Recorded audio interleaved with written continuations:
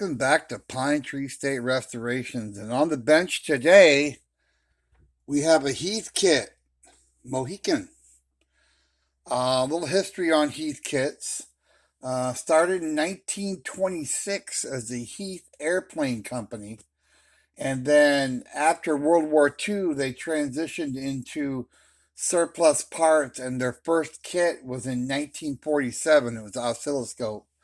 And they made all kinds of radio kits, shortwave radios, transmitters, everything after that. And they were famous for making some of the best kits ever made. And you could also buy them assembled from the factory, but most people bought them in kit form.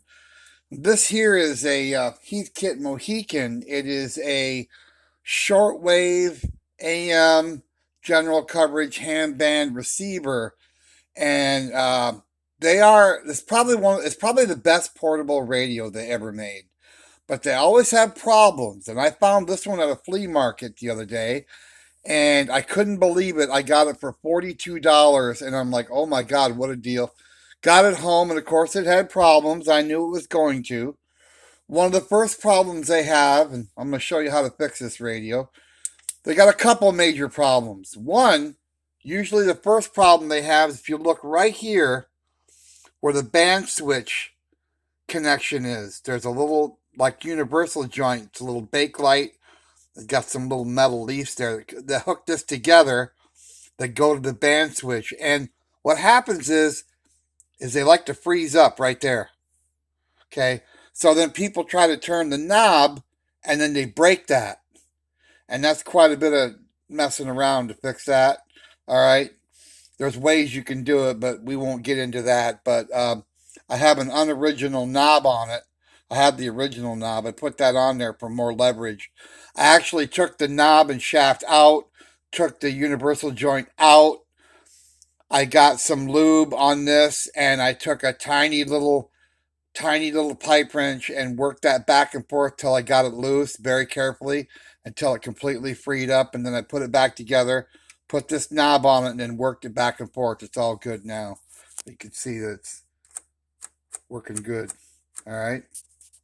So another problem they have, if you look at this picture right here, is transistor sockets. Okay, there's a socket. There's a socket. Okay. Anywhere where there's a socket where that transistor plugs into, they get corroded. And of course, it won't work. So you take each socket out, make sure you mark it, put a little black line on it, and very, very carefully clean up the pins, and then give each, spray the pins with a little deoxit, and then put them back in. You're going to want this deoxit D5, or you're not going to get this radio going. That's all there is to it. So those were the first two things that were wrong with the radio. Was the band switch was dirty, frozen, and all the sockets for these transistors were corroded. And when I got the radio, it was completely dead. And all the potentiometers in here, all dirty. If you stand the radio up on the other edge, on this side, you can spray them out. There's a slot in there. You're going to spray them with deoxit, take a little low pressure air and blow them out, because they're completely full of carbon and dirt and old grease, and they're just not going to work. So you got to do that. Let's drop the radio down. As you can see, I already cleaned up the circuit board. I did that with alcohol and a toothbrush, blew off all the dust, and the bulbs were bad. I didn't have any. I just got some today. They just showed up.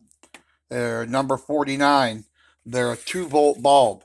And you want these bulbs to work because the bulbs are in the radio circuit, and they actually work as a bleeder resistor and voltage. So if the bulbs are burned out, the voltage will go up on the radio, and you might damage it. So you want to make sure that the bulbs are working. When it's plugged in, the bulbs are on all the time.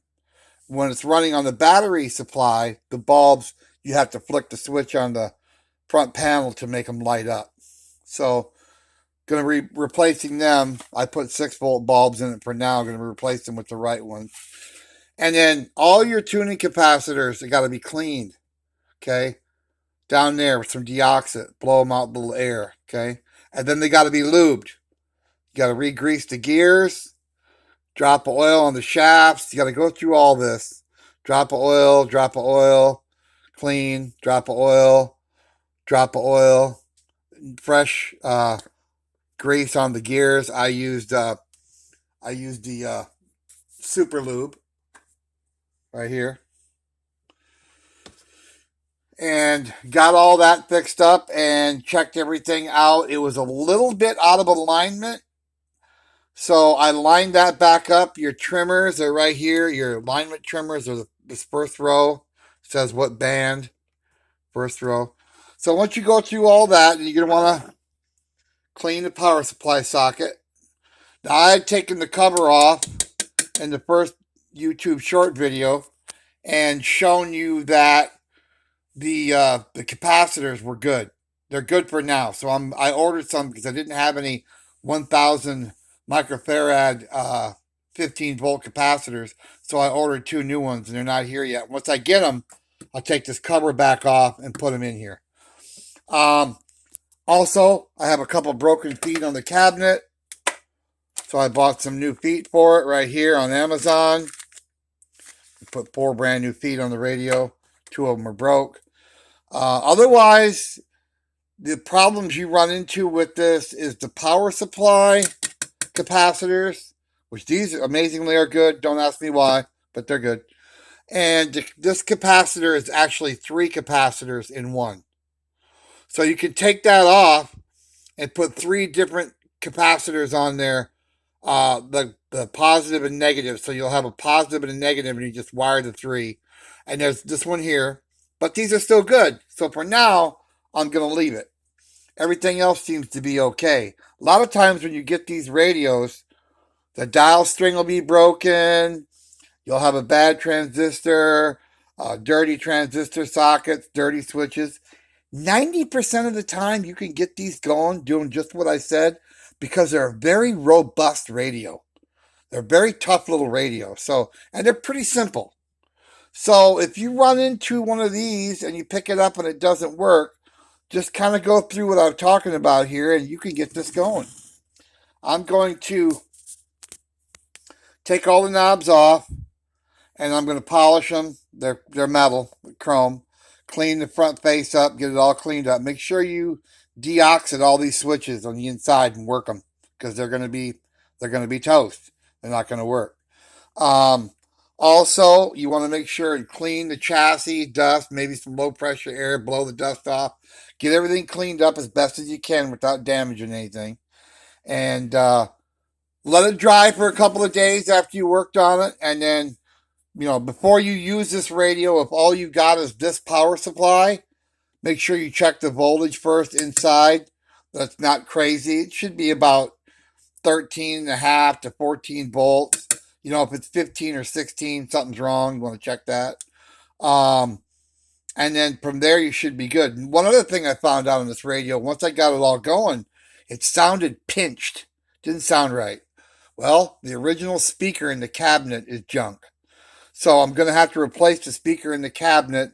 It is definitely toast. It's a 35 ohm speaker, and it's just the magnet's weak or something's weak on it because it just sounds terrible. If you give it a lot of volume, it just distorts. So very common to have a speaker in this bad. There were cheap little speakers.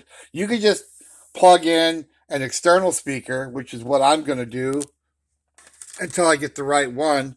Get yourself a phono plug, wire up a speaker to it, and then you can use the back jack here to listen to it and not even use the original speaker, which these are the speaker wires for it right here. So how I lined this up was I cheated a little bit.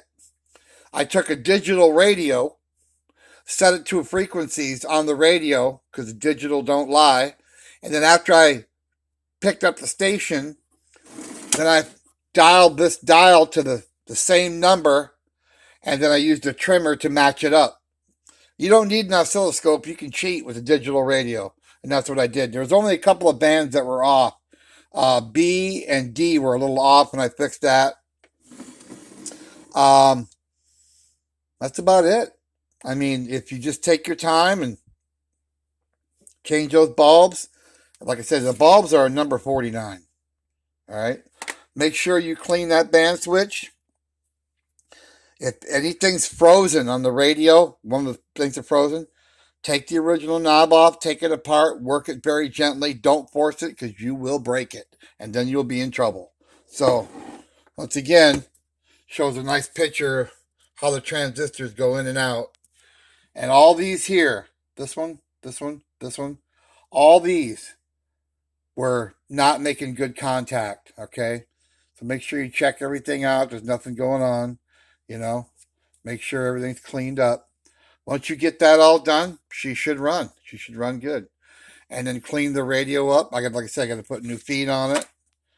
2 new bulbs in it yet, and then it should be good. We'll probably do a YouTube short after I finish putting it back together.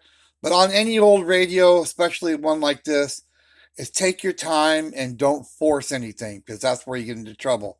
I've seen a lot of these broken and they're very fragile. You break it, it's a pain in the butt to fix. So take your time, do a good job, and enjoy it. Heathkit Mohican, Pine Tree State Restorations. You can fix it. You can do it yourself. And if you have any questions or you need any help, don't hesitate to drop me a line. And we'll see you soon.